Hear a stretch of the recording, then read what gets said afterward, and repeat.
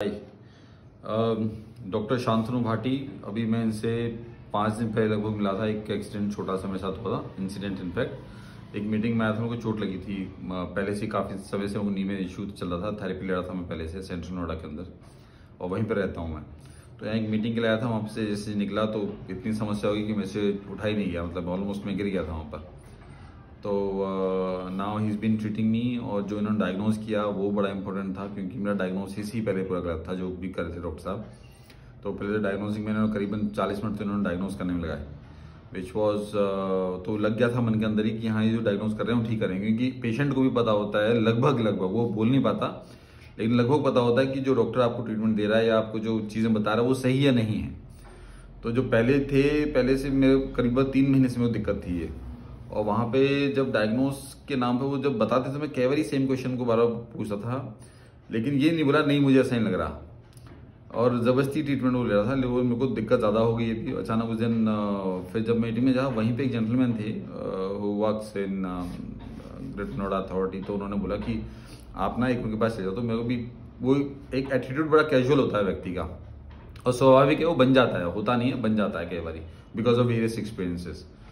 तो फिर मैं बोला चलो ठीक है यार, अब चलने की हालत तो है नहीं, दो लोगों कंधे पे जैसे तैसे करके गाड़ी में बैठा हूँ मैं, तो दिखा लूंगा, घर पहुंच लायक हो जाऊंगा, ये सोच कर आया था मैं। And the moment that particular diagnosis process was done, एहसास हो गया था भाई साहब यहीं से ट्रीटमेंट कराना है। So now it's the 5th day I am coming and I am feeling much better. It's on a scale of 10 I would say about 30% का मेरे को रिलीफ इन्होंने शायद फर्स्ट 2 डेज में दे दिया था, और जो बहुत ज़्यादा इंपॉर्टेंट था, वरना मैं नहीं आ पाता अगर इतना रिलीफ नहीं दिखता तो।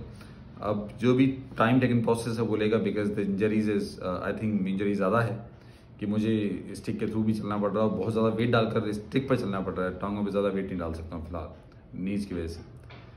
That's it. तो I would recommend, highly recommend that one who doesn't. I have been with various physiotherapists for very long, let me tell you.